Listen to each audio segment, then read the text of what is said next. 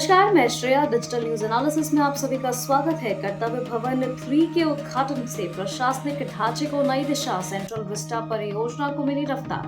7 अगस्त 2025 को प्रधानमंत्री नरेंद्र मोदी ने दिल्ली के सेंट्रल विस्टा क्षेत्र में कर्तव्य भवन 3 का उद्घाटन किया। यह भवन केंद्र सरकार के कई महत्वपूर्ण मंत्रालयों का नया कार्यस्थल होगा और सेंट्रल विस्टा पुनर्विकास परियोजना के प्रमुख स्तंभों में से एक है। इसे भारत की राजधानी में उभरते एक नए पावर सेंटर के रूप में देखा जा रहा है। सेंट्रल विस्टा परियोजना की शुरुआत वर्ष 2020 में हुई थी, जिसका उद्देश्य दिल्ली के प्रशासनिक ढांचे को आधुनिक बनाना, सरकारी कार्यालयों को एकत्रित करना और भविष्य की जरूरतों के अनुसार ढांचागत विकास करना था। इस परियोजना के अंतर्गत नया संसद भवन, केंद्रीय सचिवालय भवन और अब कर्तव्य भवन 3 जैसे ढांचे तैयार किए गए। पुराने किराए और बिखरे हुए कार्यालयों को हटाकर एक केंद्रित और पर्यावरण अनुकूल प्रशासनिक केंद्र स्थापित करने की दिशा में यह परियोजना महत्वपूर्ण मानी जाती है। कर्तव्य भवन 3 का उद्घाटन समारोह प्रधानमंत्री नरेंद्र मोदी की उपस्थिति में संपन्न हुआ।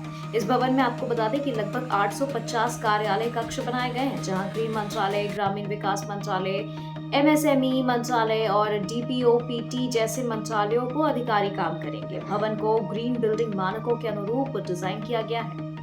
प्रधानमंत्री ने अपने संबोधन में कहा कि यह भवन केवल ईंट और सीमेंट की इमारत नहीं है, बल्कि यह राष्ट्र निर्माण और सुशासन के संकल्प का प्रतीक है। उन्होंने अधिकारियों से आह्वान किया कि वे कर्तव्य को ही अपनी कार्य संस्कृति बनाएं। कर्तव्य भवन 3 का उद्घाटन केवल एक इमारत का लोकार्पण नहीं, बल्कि यह केंद्र सरकार के प्रशासनिक दृष्टिकोण में परिवर्तन का संकेत भी है।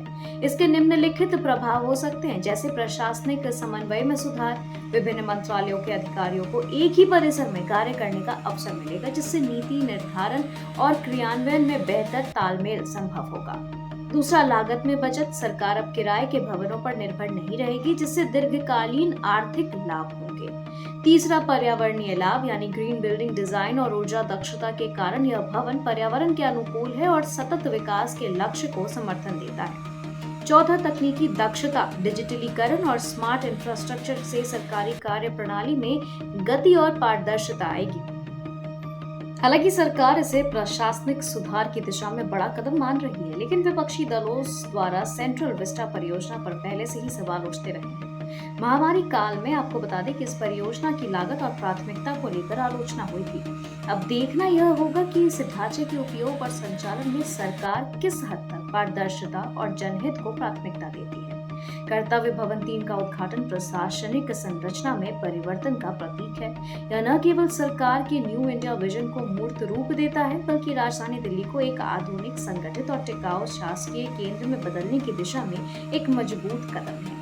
यदि इसका संचालन और उपयोग तय उद्देश्यों के अनुरूप होता है, तो यह आने वाले वर्षों में प्रशासनिक दक्षता और सुशासन का उदाहरण बन सकता है।